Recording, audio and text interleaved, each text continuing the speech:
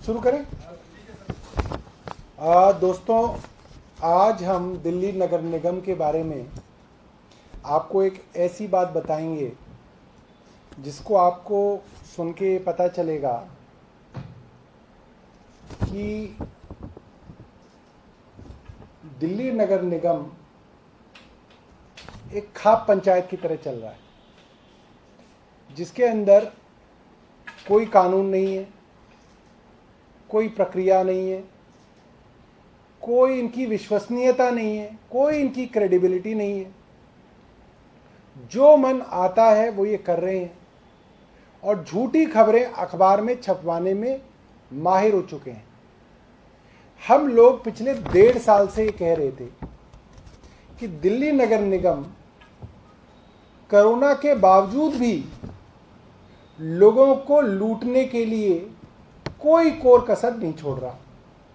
हम बता रहे थे कि दिल्ली नगर निगम हाउस टैक्स बढ़ा रहा है, फैक्ट्री लाइसेंस फीस बढ़ा रहा है, general trade licence, health trade licence, food trade licence ये बढ़ा रहा है,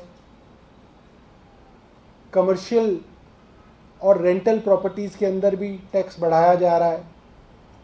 और इन्होंने 27 अगस्त 2020 में स्टैंडिंग कमेटी में प्रस्ताव लाके इसको बढ़ा भी दिया। और आपको ये जानकारी होगी, इन्होंने फैक्ट्री लाइसेंस फीस लगभग 20 गुना बढ़ा दी। सोचिए, जब कोरोना में सरकारें फीस माफ़ कर रही हैं, इन्होंने ये 20 गुना बढ़ाई।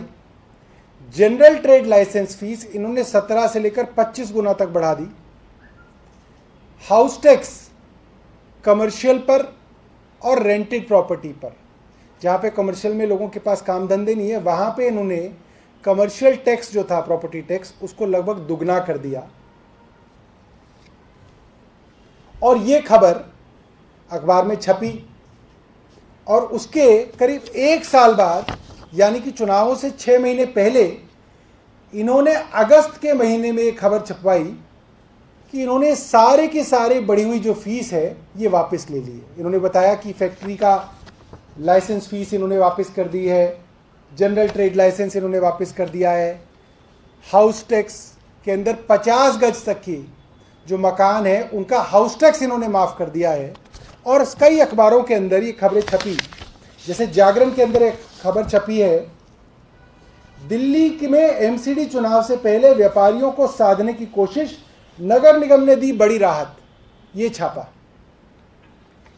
Relief for north MCD residents, no property tax for houses up to 50 square metres. Delhi नगर निगम आवासीय भूखंडों के संपत्ति कर में छूट, बिना नक्शा मकान बनाने में भी दी राहत। दिल्ली वालों को अभी और मिलेगी राहत, संपत्ति कर माफ करने के बाद लाइसेंस शुल्क घटाने की तैयारी। और तमाम दिल्ली के इलाकों के अंदर इन्होंने अपने ही बोर्ड, अपने आप को ही जो है क्या कहते हैं, सादर धन्यवाद करने के लिए दे दिया कि जी, उत्तरी दिल्ली नगर निगम का ऐतिहासिक तोहफा। इसमें आदेश गुप्ता ने खुद अपने को ही धन्यवाद दे दिया कि हमने एक ऐतिहासिक तोहफा दे दिया और दिल्ली वालों के ये टैक्स जो हमने ही बढ़ाए थे 1 साल पहले, वो कम कर दिए। और आज हम आपको एक ऐसी चीज़ बताएंगे जिससे आपको पता चलेगा कि इनकी कोई विश्वसनीयता नहीं है, इनकी कोई क्रेडिबिलिटी नहीं है। सिर्फ झूठ छपवाने के लिए ये हमेशा तत्पर रहते हैं।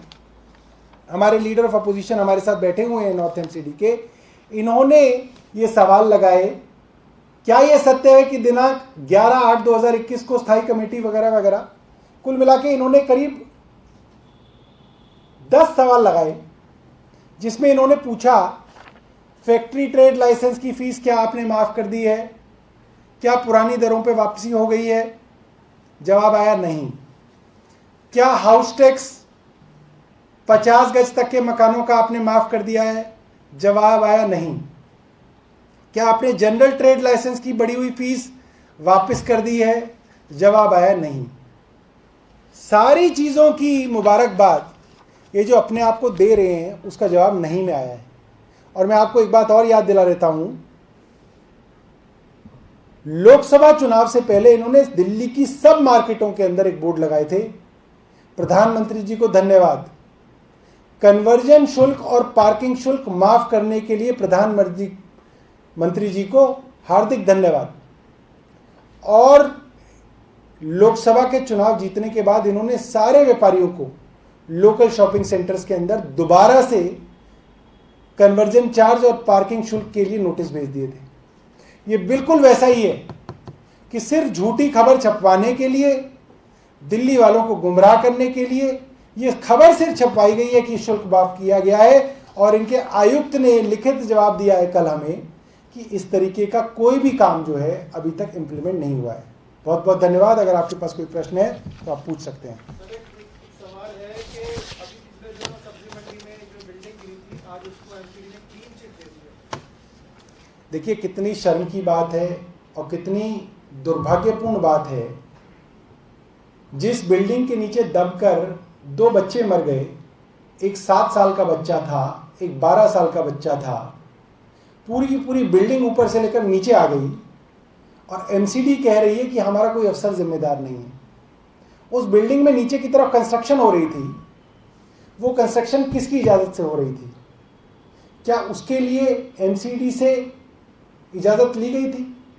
अगर ली गई थी तो एमसीडी ने किस बिना पर इजाज़त दी थी? और अगर इजाज़त नहीं ली गई थी तो बिना किसी इजाज़त के वहाँ पे कंस्ट्रक्शन चल रही थी, ये किसकी जिम्मेवारी थी? सीधा सीधा एमसीडी की जिम्मेवारी थी। समय समय पर बिल्डिंगों को देखना और इस चीज़ को तय करना कौन सी बिल्डिंग खतरनाक है, गिर सकती है, स्ट्रक्चर खराब है, ये किसकी जिम्मेदारी है? ये भी एमसीडी की जिम्मेदारी है। समस्या ये है कि जो रिश्वत का पैसा एमसीडी के अफसर कमाते हैं वो नीचे से लेकर ऊपर तक नेताओं के अंदर बढ़ता है। और ये संभव नहीं है कि आप किसी नेता की वजह से किसी अफसर को फंसा दें। इसलिए एमसीडी के अंदर जितने भी ऐसे कारनामे होते हैं सभी में जो है क्लीन चिट देते हैं, वरना अफसर नेताओं का नाम ले देंगे और नेताओं का जो काला चिट्ठा है वो जो सबके सामने आ जाएगा। जांच निष्पक्ष एजेंसी से होनी चाहिए, एमसीडी की जांच खुद एमसीडी करे। बिल्कुल। और ये एक बहुत अच्छा पॉइंट बताया विकास जी ने। एमसीडी के काले कारनामों की जांच एमसीडी ही कर रही है। ये मुझे लग रहा है विश्व में पहली बार ऐसा हो रहा है कि आप ही के डिपार्टमेंट पर आरोप है कि पैसे खाकर आप ये काम करवाते हैं और आप ही इसकी जांच कर रहे हैं। इसकी जांच तो सीबीआई द्वारा होनी चाहिए थी, मजिस्ट्रेट द्वारा होनी चाहिए थी, किसी रिटायर्ड जज द्वारा होनी चाहिए थी, किसी सिटिंग जज द्वारा होनी चाहिए थी। एमसीडी खुद ही अपनी जांच करके खुद ही क्लीन चिट दे देगी, ये तो बड़ी अजीब बात है।